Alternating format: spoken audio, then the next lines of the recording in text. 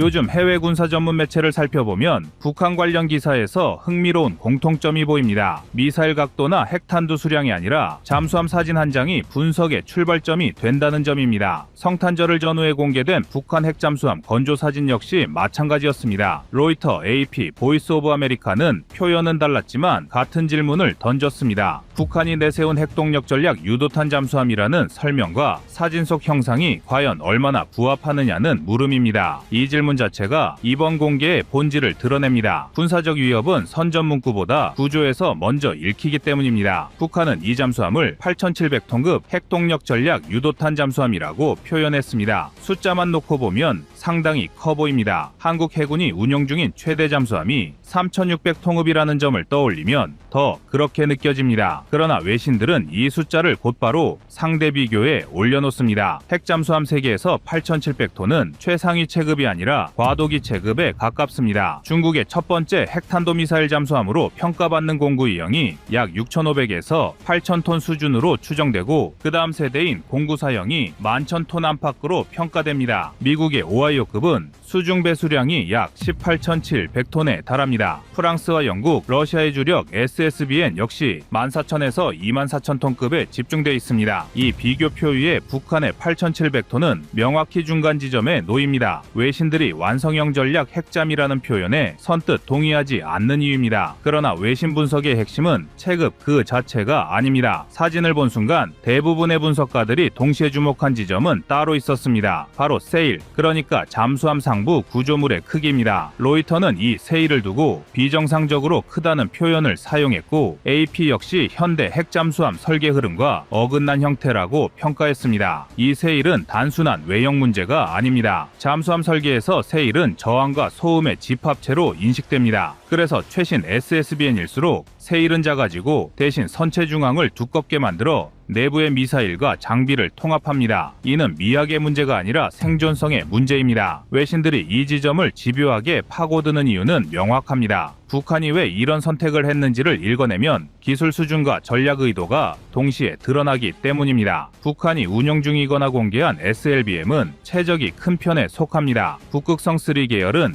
길이 약 10m, 직경 1.5m 수준으로 추정되고 이후 공개된 북극성 4, 북극성 5 계열은 직경이 2m에 가까운 것으로 분석됩니다. 이 정도 크기의 미사일을 선체 내부에 깔끔하게 수용하려면 압력 선체 직경 확대, 구조 강도 확보, 진동 관리, 소음 억제까지 동시에 해결해야 합니다. 이는 수십 년의 시행착오가 필요한 영역입니다. 외신들은 북한이 이 난제를 정면 돌파하기보다는 상부 구조물 확장이라는 우회로를 택했을 가능성에 무게를 둡니다. 이 선택은 정치적으로는 이해 가능한 결정입니다. SLBM을 바다에서 발사할 수 있다는 메시지는 숫자 이상의 상징성을 가집니다. 북한 입장에서 핵무기 개발의 다음 단계는 공중과 지상에 이어 해상까지 핵 운반 수단을 확장하는 것입니다. 이 퍼즐의 마지막 조각이 핵잠수함입니다. 그래서 북한은 핵동력, 전략, 유도탄이라는 단어를 한 문장에 모두 넣었습니다. 외신들은 이 표현을 북한식 풀패키지 선언으로 해석하면서도 실제 전력화 단계까지는 상당한 거리가 있다고 평가합니다.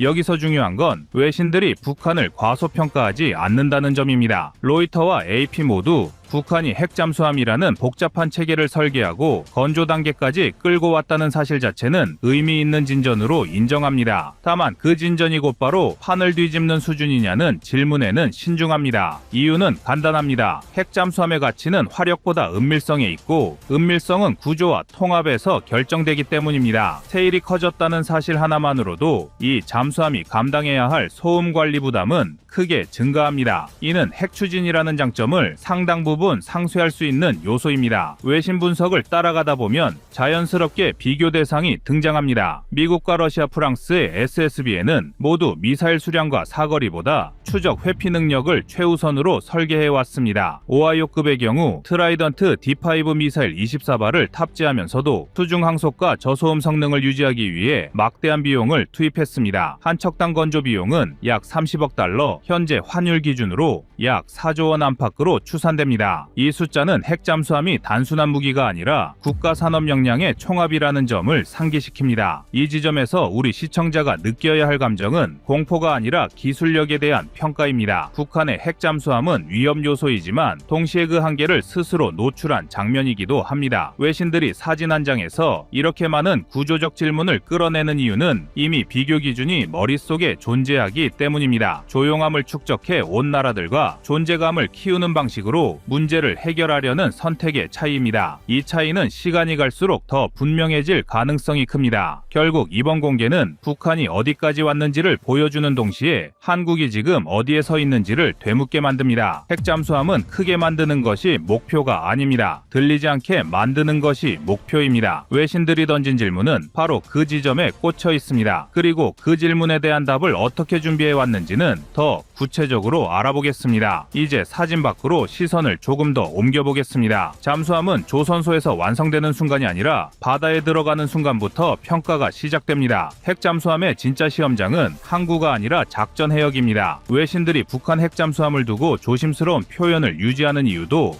여기에 있습니다. 이 잠수함이 실제로 장기간 잠항하며 살아남을 수 있느냐, 그리고 발사 명령이 떨어졌을 때 끝까지 들키지 않을 수 있느냐가 핵심이기 때문입니다. 먼저 운용 환경부터 짚어야 합니다. 한반도 주변 해역은 세계에서 가장 복잡한 대잠 감시망이 깔린 공간 중 하나입니다. 미 해군과 한국 해군은 고정식 음향 탐지 체계, 해상 초계기, 대잠 헬기, 수상함을 연동한 다층 감시 구조를 운용하고 있습니다. 여기에 일본 해상자위대까지 포함되면 서해와 동해는 사실상 음향 데이터가 끊임없이 누적되는 해역이 됩니다. 이런 환경에서는 잠수함의 형상 하나, 항해 패턴 하나가 곧바로 데이터로 남습니다. 세일이 크고 난류 발생 가능성이 높은 구조는 이 환경에서 분리할 수밖에 없습니다. 외신 분석에서 자주 등장하는 표현이 생존성 제한입니다. 북한 핵잠수함이 바다에 들어가는 순간부터 은밀성 확보를 위해 감당해야 할 부담이 크다는 의미입니다. 핵 추진은 연료 교체 없이 수개월 잠항기 가능하다는 장점이 있지만 이는 전제가 있습니다. 소음 관리가 전제되지 않으면 핵 추진의 장점은 오히려 위험 요소로 바뀝니다. 오래 움직일 수 있다는 것은 오래 노출될 가능성도 함께 커진다는 뜻이기 때문입니다. SLBM 억제력도 냉정하게 볼 필요가 있습니다. 북한이 공개해온 북극성 계열 SLBM은 사거리 기준으로 보면 2,500에서 3,000km 급으로 평가됩니다. 이 사거리는 일본 전역과 괌 일부를 위협할 수 있는 수준이지만 미국 본토를 안정적으로 겨냥하는 전략 억제력과는 거리가 있습니다. 게다가 탑재 수량 역시 제한적일 가능성이 큽니다. 외신과 군사 분석가들은 사진에 드러난 세일 크기와 선체 비율을 기준으로 최대 탑재 수를 6에서 10발 수준으로 추정하고 있습니다. 이는 미국이나 러시아의 SSBN이 16에서 24발 이상을 탑재하는 구조와는 차이가 분명합니다. 여기서 중요한 점은 억제력의 질입니다. 핵 억제는 상대가 이 잠수함을 끝까지 찾지 못할 것이라는 확신에서 나옵니다. 그러나 추적 가능성이 높아질수록 억제력은 급격히 떨어집니다. 외신들이 북한 핵잠을 두고 전략 핵전력의 완성이라는 표현을 쓰지 않는 이유가 여기에 있습니다. 이 잠수함은 위험 요소이지만 계산 불가능한 변수로 작용하기에는 아직 부족하다는 평가가 지배적입니다. 러시아 변수도 이 맥락에서 다시 봐야 합니다. 북한과 러시아의 군사 협력이 강화되고 있다는 점은 여러 외신이 공통적으로 언급하고 있습니다. 다만 잠수함 분야에서 결정적 기술 이전이 있었는지에 대해서는 신중한 태도를 유지합니다. 이유는 결과물에 있습니다. 러시아가 운영 중인 보레이급 핵잠수함은 미사일 발사관을 선체 내부에 통합하고 펌프제트 추진을 적용해 소음을 극적으로 낮춘 플랫폼입니다. 만약 이 수준의 설계 경험이 깊이 공유됐다면 북한 잠수함의 형상은 지금과 달라졌을 가능성이 큽니다. 외신들은 오히려 이번 형상이 러시아의 본격 개입 가능성을 낮춰주는 단서로 작용한다고 봅니다. 그렇다면 이 모든 분석이 한국에게 의미하는 바는 무엇일까요? 북한이 핵잠을 더 도입하면 한국은 핵잠으로 맞서야 하느냐는 질문이 자연스럽게 나옵니다. 하지만 군사 대응은 항상 대칭적일 필요가 없습니다. 한국의 강점은 이미 다른 방향에서 축적돼 왔습니다. 한국 해군은 잠수함 숫자를 늘리는 대신 탐지와 추적의 정확도를 끌어올리는 방향을 선택해 왔습니다. 도산한 창호급을 시작으로 한 3천 통급 잠수함들은 AIP 체계와 저소음 설계를 통해 연항과 원해에서 높은 은밀성을 확보했습니다.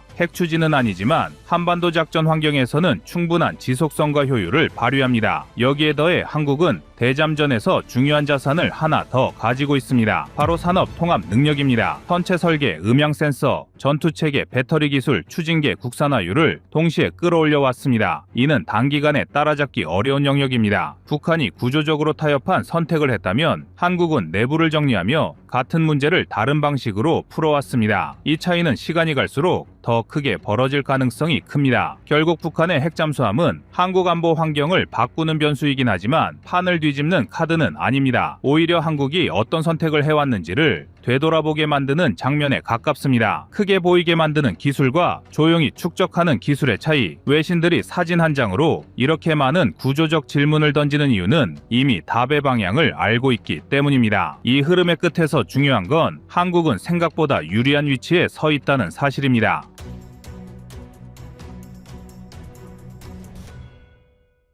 다음은 25년 12월 31일 미 해군 전단 한국 잠수함의 모두 박살나 영상입니다. 미 해군이 특히 주목한 지점은 소음 수치 그 자체보다 패턴이었습니다. 일반적으로 재래식 잠수함은 배터리 충전이나 전력 전환 구간에서 탐지 가능성이 높아집니다. 암무함은 이 구간에서조차 음향 특성이 급격히 변하지 않았고 탐지 알고리즘이 예상한 패턴과 다른 움직임을 보였습니다. 방산업계 관계자들 사이에서는 한국형 전투체계가 센서 데이터를 단순 표시가 아니라 판단 우선순위로 재구성해 승조원의 대응 속도를 끌어올린 구조라는 점이 반복 언급됩니다. 탐지 이후 대응까지 걸리는 시간이 기존 대비 수십 % 단축되도록 설계됐고 이는 미 해군의 탐지 주기 계산을 어긋나게 만드는 요인으로 작용했을 가능성이 큽니다. 정량적인 비교에서도 이 장면의 의미는 분명해집니다. 독일 212 A급 잠수함은 약 1800톤급으로 저소음 연안 작전에 특화돼 있고 일본 소류급은 4000톤이 넘는 대형화로 장기 항속에 초점을 둡니다. 도산 안창호급은 이 둘 사이에 위치하지만 단순한 중간 선택지가 아닙니다. 연안과 원양을 동시에 고려한 설계, 연합작전을 전제로 한 전투체계 통합, 국산화율 80% 이상이 적용된 센서와 소프트웨어 구조까지 포함돼 있습니다. 한 척당 건조 비용은 약 1조 원 수준으로 알려져 있으며 이 비용으로 확보되는 작전 방향과 체계 완성도를 감안하면 가격 대비 성능 측면에서 경쟁력이 있다는 평가가 이어집니다. 이 결과 뒤에는 우리 국민들로 모르는 처절한 개발 역사와 시간이 쌓여 있습니다. 설계 초기 단계에서 한국은 추진축 배열과 선체 형상을 수차례 수정했고 시험 수조 데이터와 실제 해상 시운전 결과가 일치하지 않아 설계를 되돌린 사례도 있었습니다. 일정 지연과 비용 부담을 감수하면서도 독자 설계를 고수한 이유는 명확했습니다. 연합작전 환경에서 스스로 통제 가능한 잠수함을 만들겠다는 판단이었습니다. 이번 괌 훈련은 그 판단이 숫자와 결과로 증명된 첫 장면입니다. 미 해군이 가장 자신 있는 바다에서 한국 잠수함이 쉽게 잡히지 않았다는 사실은 우연이 아니라 축적의 결과로 읽힙니다. 바다 아래에서 벌어진 이 침묵의 싸움은 한국 해군 잠수함 전력이 이미 다른 좌표에 올라섰음을 보여주고 있습니다. 이번 괌 해역 연합훈련을 이해하려면 미 해군과 한국 해군이 서 있던 출발선부터 정확히 봐야 합니다. 미 해군은 세계에서 가장 정교한 대잠전 체계를 가진 조직입니다. 수십 년간 축적된 음향 라이브러리, 수온약 층별 탐지 모델,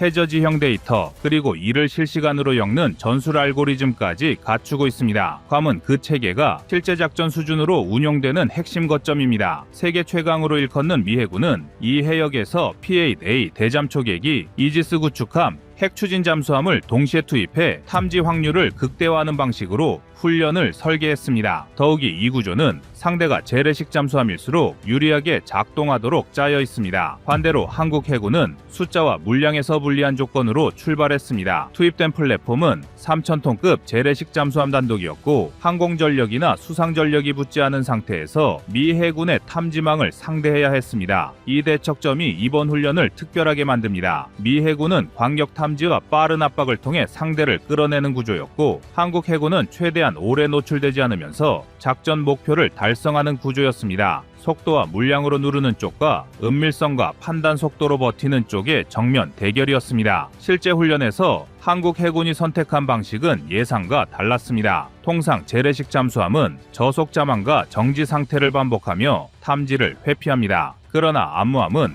일정 구간에서 오히려 기동 패턴을 바꾸며 미 해군의 탐지 예측을 흔들었습니다. 수온약층 경계선과 해저지형 음영을 활용해 이동 경로를 짧게 끊고 탐지주기와 탐지주기 사이에 공백을 계산해 움직이는 방식이었습니다. 이 과정에서 중요한 역할을 한 것이 한국형 전투체계입니다. 센서에서 들어오는 정보를 그대로 나열하지 않고 위협 가능성 순으로 재정렬해 승조원의 판단 시간을 줄이는 구조입니다. 방산업계 내부에서는 이 판단 소요 시간이 기존 대비 수십 % 이상 줄어든 것으로 알려져 있습니다. 미 해군 입장에서 가장 까다로웠던 지점은 패턴 붕괴였습니다. 탐지 알고리즘은 상대의 움직임이 반복될수록 정확도가 올라갑니다. 그런데 암무함은 배터리 전환, 속력 변화, 수심 이동 구간에서 음향 특성이 급격히 튀지 않도록 설계된 운용을 보여줬습니다. 일반적으로 재래식 잠수함은 특정 구간에서 소음이 증가하지만 이번 훈련에서는 그 변곡점이 흐릿해졌습니다. 미 해군의 탐지 체계가 어디쯤 있을 것이라는 계산은 됐지만 실제 접촉으로 이어지지 않는 상황이 반복된 것입니다. 여기서 미 해군과 한국 해군의 철학 차이가 드러납니다. 미 해군은 압도적인 센서와 플랫폼으로 상대를 빠르게 포착하고 제거하는 구조를 갖고 있습니다. 반면 한국 해군은 제한된 자산으로도 최대 효과를 내기 위해 작전 전 단계에서 시나리오를 촘촘히 쪼개는 방식을 택해왔습니다. 이번 훈련에서도 암무함은 단일 목표를 오래 유지하지 않았고 탐지되었을 가능성이 조금이라도 높아지는 순간 바로 작전 구도를 바꿨습니다. 이 판단이 현장에서 즉각 이루어졌다는 점이 중요합니다. 사전에 짜인 매뉴얼이 아니라 실시간 데이터에 기반한 대응이 가능했기 때문입니다. 정량적으로 보면 이 차이는 더 실감납니다. 괌 해역 훈련에서 미 해군은 수십 개 이상의 소노부위를 순차적으로 투하하며 탐지 밀도를 높였고 항공 감시 주기도 실전 수준으로 유지했습니다. 그럼에도 한국 잠수함은 특정 시간대에만 간헐적으로 음영 구간에서 포착됐을 뿐 지속 추적에는 실패했습니다. 이는 소음 수치 하나로 설명되지 않습니다. 추진 체계의 안정성, 전력 관리, 전투 체계 판단 속도, 승조원 숙련도가 동시에 맞물린 결과입니다. 이 지점에서 도산 안창호급 잠수함의 설계 철학이 드러납니다. 2급은 원양 항해와 연합 작전을 동시에 염두에 두고 만들어졌습니다. 국산화율 80% 이상이 적용된 전투 체계와 센서 구조는 연합 훈련에서도 운용 제약을 최소화했고 외부 체계에 과도하게 의존하지 않는 구조는 현장 판단의 자유도를 높였습니다. 미 해군 입장에서 한국 잠수함은 성능 수치로만 예측하기 어려운 상대가 된 셈입니다. 결국 이번 훈련은 누가 더 많은 장비를 가졌는지의 문제가 아니었습니다. 어떤 쪽이 바다를 더 잘 이해하고 그 이해를 작전으로 전환할 수 있었는지의 문제였습니다. 미 해군의 압도적인 탐지망 앞에서 한국 해군은 숨는 데 그치지 않고 스스로 작전의 리듬을 만들었습니다. 이 장면은 한국 해군이 더 이상 연안 방어용 전력에 머물지 않는다는 사실을 현장에서 증명한 사례로 남습니다. 태평양 한복판에서 벌어진 이 대척점의 싸움은 한국 해군 작전 역량이 이미 다른 단계로 올라섰음을 실감하게 만드는 장면이었습니다.